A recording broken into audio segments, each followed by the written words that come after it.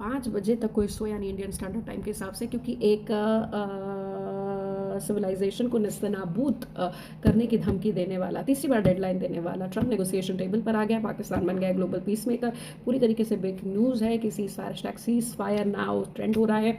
14 दिन America Israel Iran के बीच में मीटिंग होगी, होस्ट करेगा इस्लामाबाद। पूरी कहानी क्या है? सबसे पहले यह है कि ट्रम्प को एलआई से प्रेशर था, इंटरनेशनल प्रेशर था कि भैया अपने बेस का इस्तेमाल जो हमारे देश में आप हैं वो हमारे डिफेंस के लिए था, कि ना कि आप अपने डिफेंस में करके हमारे देश की पूरी तरीके से धज्जियां उड़ा रहे हैं और इकोनॉमी की माँ बहनें कर रहे हैं।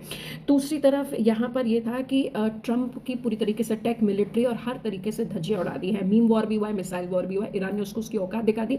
ईरान ने ट्रंप की, अमेरिका की जितनी किरकिरी करी है ना, इतिहास में कोई कर नहीं सकता है। इन 57 देशों में तो ईरान सूरमा बन गया है मुसलमान देशों में, कि जिसने अमेरिका को पूरी तरीके से लाइन पर ले आया, डिसिप्लिन करा। हालांकि यहाँ पर बता दें कि अमेरिका बहुत ज़्यादा तनाव में था और इसराइल को इस सीज़फायर डील के लिए हाँ करना था, क्योंकि सारा सपोर्ट उसे अमेरिका दे रहा था। अब यहाँ पर बात करते हैं पाकिस्तान की। पाकिस्तान को इस जगह के लिए क्यों चूज़ किया गया? इंटरनेशनल प्रेशर, अनलाइकली वो नेगोशिएटर किस तरीके से बना। सबसे पहले यहाँ पर बात यह है कि ट्रंप ने बोला था कि ही प्रिफर्स लूजर्स, और शहबाज शरीफ ने भी ये बात बोली थी कि भाई beggars are not choosers. Pakistan को अब लोन चाहिए तो भाई डील कराने के बहाने अपनी इमेज सही करके ग्लोबल पीस मेकर बनकर एटलीस्ट वो लोन तो ले सकता है। ट्रंप की 3 डेडलाइन के बाद भी ईरान नहीं माना, लेकिन कुछ ऐसी शर्तें थी कि सैंक्शंस अपलिफ्ट होने चाहिए, अपनी आर्मी को विड्रॉ करो, और तीसरी इंपॉर्टेंट शर्त यहाँ पर थी कि कोलैटरल डैमेज दो, और अगर कोई भी तरीके से कोई भी गलती करी तो हमारे हाथ हमेशा ट्रिगर पर है। इस तरीके की शर्त पर अब ईरान बैठेगा। पाकिस्तान को क्यों चुना गया, ये सबसे इंपॉर्टेंट है। अनलाइकली नेगोशिएटर, मैं बार बार कह रही हूँ।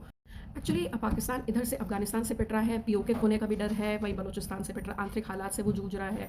पाकिस्तान सऊदी के साथ अपना जो डिफेंस डील है उसको भी पूरा नहीं कर पा रहा था, क्योंकि फिर सऊदी उस पर चढ़ गया कि भाई हमारा लोन वापस दो, यूएई चढ़ गया लोन वापस दो। एक्चुअली रिलीजियस सेंटिमेंट है पाकिस्तान में, उसको भी थोड़ा बहुत उसको ऑनर करना पड़ेगा, लेकिन और धज्जियाँ से नहीं तो वो जूझेगा, पब्लिक के आक्रोश से जूझेगा। पाकिस्तान के जो लोग हैं वो प्रो ईरान है, शियाज हैं, प्रो ईरान है। वहीं दूसरी तरफ पाकिस्तान के पास अब बिल्कुल भी पैसा नहीं है। वो अपने ज़मीन का इस्तेमाल 2021 के बाद अमेरिका को देकर यूएस बेस वहाँ बनाना चाहता है अपने डिफेंस के लिए, अपनी रक्षा के लिए, जिसको वो अभी तक डिनाई करता है कि हम अपनी ज़मीन काउंटर टेररिज्म के लिए नहीं देंगे।